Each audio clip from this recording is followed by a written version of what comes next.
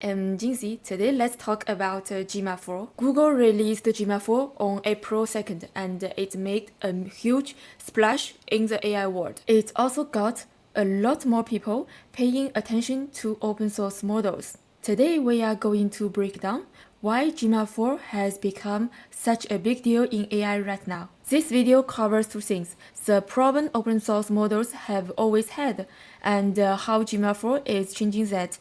And bonus, what you can do with Gemma 4 beyond just downloading the model. You probably already know ChatGPT, Cloud, and Gemini. These are closed source models.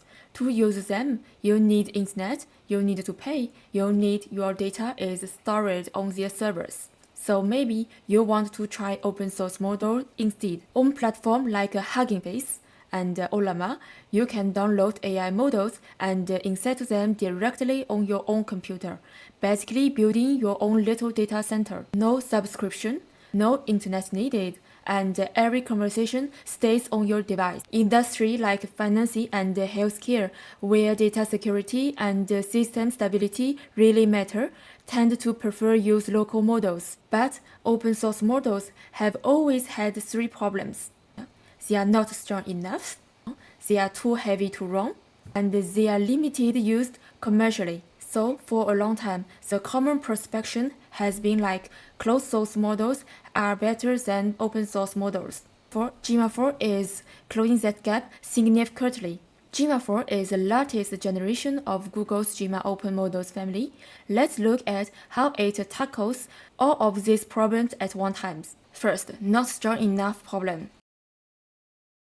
On the day Gemma 4 launched, Hugging Face published a welcoming blog to introduce this model family, including technical architecture, capabilities, deployment, and fine-tuning demos. It pointed out that a key reason Gemma 4 has such strong reasoning is a technique called per-layer embedding, or PLE for short. In a regular large language model, when you type in a message, the first thing it does is translate each word into a numerical vector. This is called embedding. This is how the model turns human language into numbers it can understand.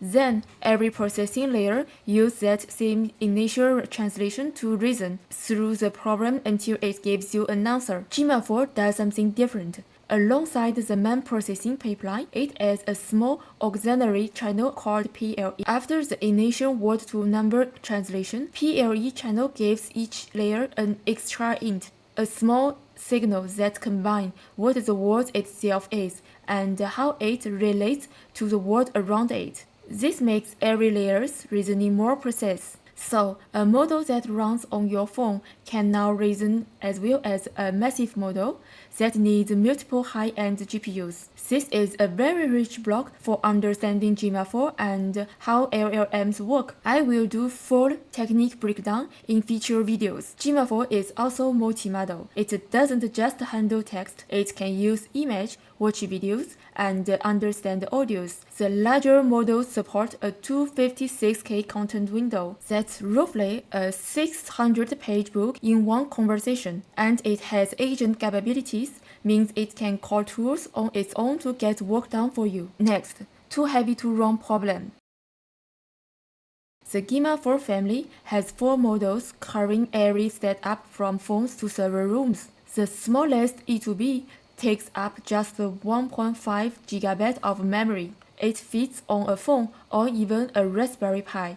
You can use it for daily tasks like voice recognition, photo to text, offline translation, on your phone without internet. The E4B is designed for laptops or higher-end phones. It handles more complex work like summarizing long documents, understanding handwritten notes, or working as a local coding assistant. The 26B MOE is designed for a laptop or a workstation with a consumer-grade GPU. It has 26 billion total parameters, but only active 3.8 billion at a time, which means it has a strong reasoning but run really faster. This makes it great for tasks like a real-time voice assistant, automated customer service, or agent workflow. The 21B dense is built for maximum quality ideal for enterprise doing deeper customization and fine-tuning, like building code generation engines in data centers or complex reasoning and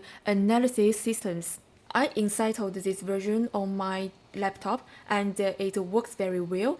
It reasons and answers like Gemini Pro, just more slowly. And all of this can run on edge chips like NVIDIA Jetson to power robots and industry equipment. This means the model family can be used in multiple ways from robotic and IoT scenarios. And finally, the afraid to use commercially problem. Gemma 4 uses Apache 2 license, which means anyone can use it to build products and make benefits. Further than, no matter how much users or how much revenue, you never need to ask Google for permission. This is the first time the Gemma family has used this license. On top of solving these three problems, open sourcing such a powerful model helps software builders access strong foundation models, and it also helps Google grow its model ecosystems. This shows how important open source models have become. The area of open source models is really here, and all of this is happening on Hugging Face. On the day Gemma 4 launched, Hugging Face worked with Google to make the model available across all major frameworks. The Onslaught Team's contest versions have already been downloaded over 2.2 million times, and if you reach Gemma 4 on the Hugging Face page, there are nearly 1,000 community build demos you can try right now. Links to all the articles mentioned in this video are in the comments below.